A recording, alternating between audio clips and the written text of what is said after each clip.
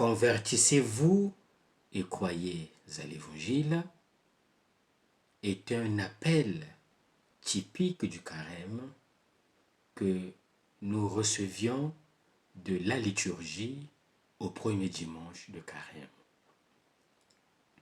Celui-ci est mon fils bien-aimé, écoutez-le, est également un appel typique du carême que nous recevions de la liturgie dimanche dernier.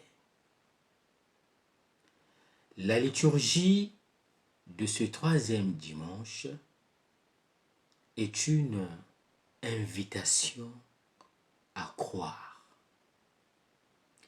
La finale de l'évangile rapporte les paroles suivantes. Beaucoup crurent en lui à la vue des signes qu'il accomplissait.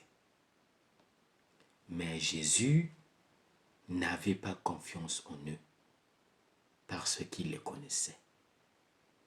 Il connaissait par lui-même ce qu'il y a dans l'homme. Les derniers versets de l'Évangile constituent un véritable sommaire, un condensé de paroles ou d'actions destiné à généraliser un comportement exprimé ailleurs en détail. Dans l'adverbe beaucoup sont inclus tous ceux qui croient en Jésus à cause des signes. En un mot, dans l'adverbe beaucoup est identifiée la foule. Au chapitre 6, verset 2, l'évangéliste Jean écrit « Une grande foule le suivait parce qu'elle avait vu les signes qu'il accomplissait sur les malades. » Jésus leur répondit « Amen, amen, je vous le dis, vous me cherchez non pas parce que vous avez vu des signes, mais parce que vous avez mangé de ces pains et que vous avez été rassasiés. » Les miracles de Jésus sont des signes. Il nous invite donc à ne pas nous arrêter à l'étonnement suscité par le thaumaturge, mais à les accueillir comme des gestes du divin révélateur et sauveur. La foi qui s'arrête aux données immédiates est une foi suspecte et inconstante, comme le montrent les ondulations ostensibles de la foule autour de Jésus, si cher au narrateur du 4e évangile. Mais Jésus ne se fie pas à une foi superficielle et fragile, parce qu'il connaît par lui-même ce qu'il y a dans l'homme. La purification du temple par Jésus met l'accent sur la foi et la capacité à comprendre les signes racontés par l'Évangile. Le narrateur décrit le geste de Jésus avec des détails particuliers. Jésus fait un fouet avec des cordes qui servaient à conduire le gros bétail destiné au sacrifice. Jésus chasse ensuite tous du temple les brebis et les bœufs, les victimes désignées pour la Pâque. Le geste de Jésus est prophétique. Pourquoi est-il un geste prophétique? Premièrement, il s'inscrit dans la lignée des prophètes, toujours critique à l'égard des autorités. Deuxièmement, il s'agit d'un geste prophétique dans la lignée de celui de Jérémie, qui anticipe symboliquement la mission de Jésus. Le fouet avec des cordes rappelle les douleurs du temps messianique, lorsque le Messie viendra mettre fin au mal. Jésus ne propose pas comme les prophètes une réforme, mais une abolition. Le geste de Jésus est une prédiction en acte de sa mort et de sa résurrection.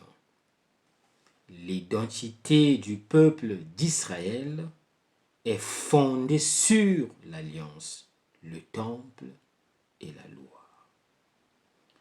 Les rois et les prêtres en sont les gardiens. Et comme tout gardien, ils ont tendance à devenir des maîtres.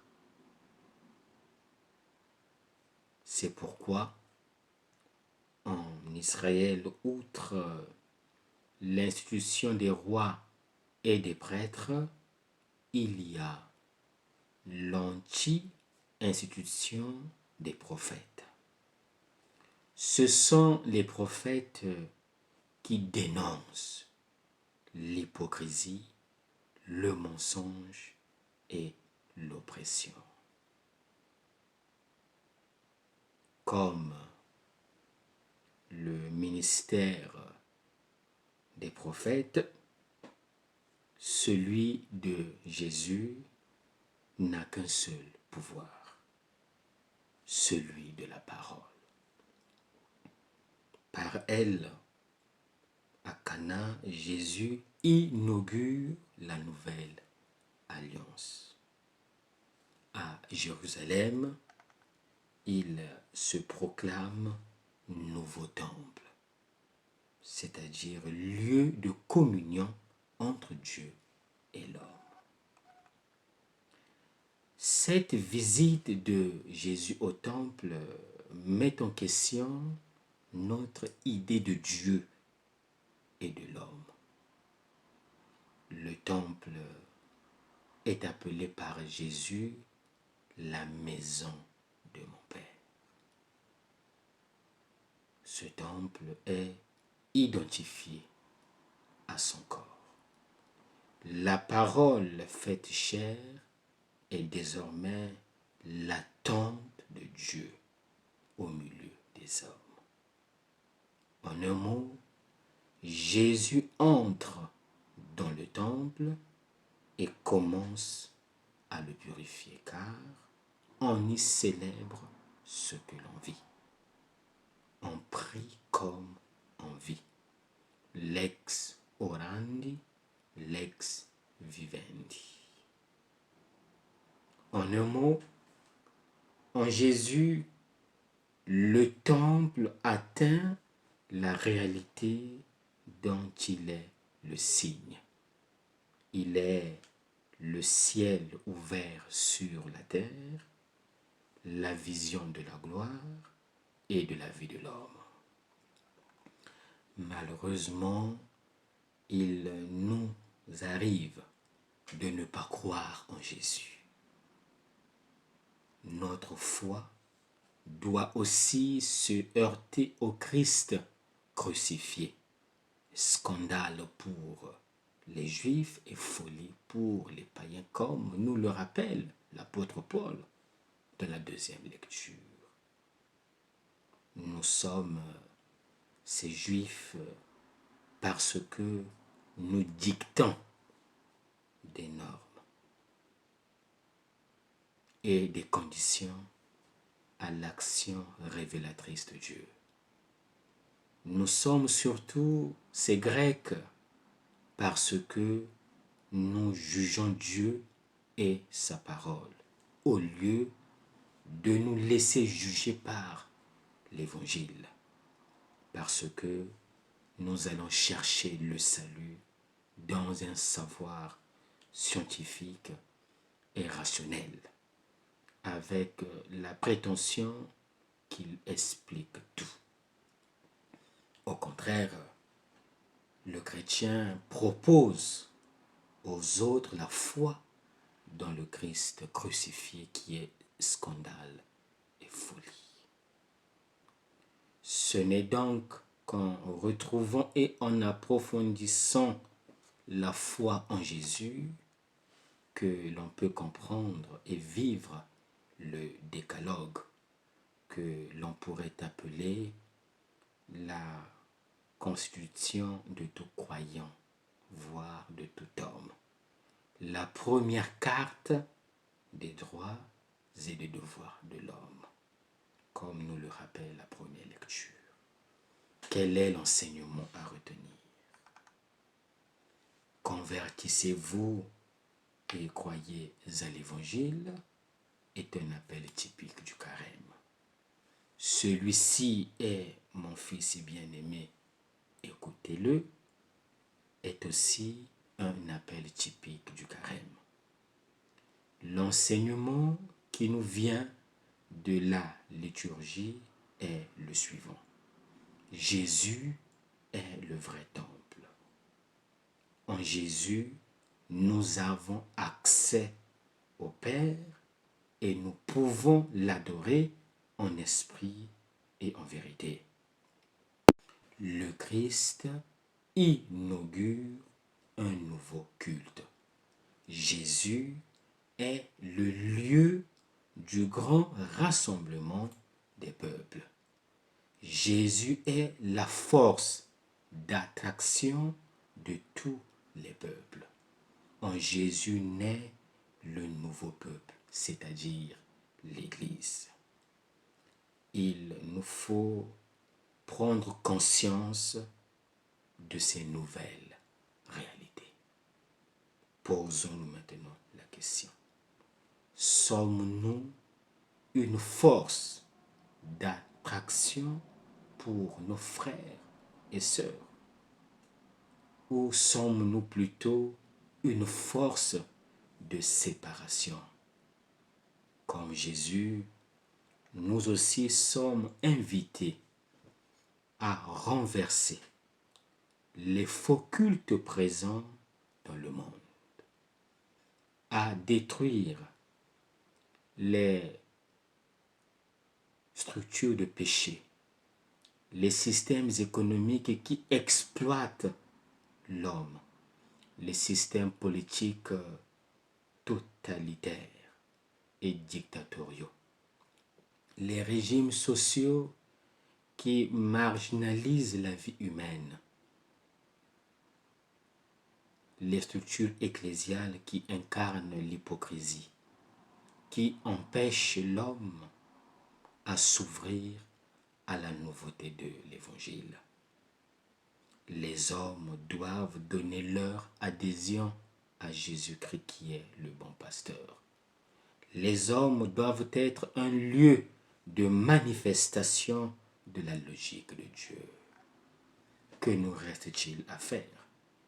Il ne nous reste plus qu'à conjuguer le verbe croire. Et pour terminer, récitons ensemble cette prière.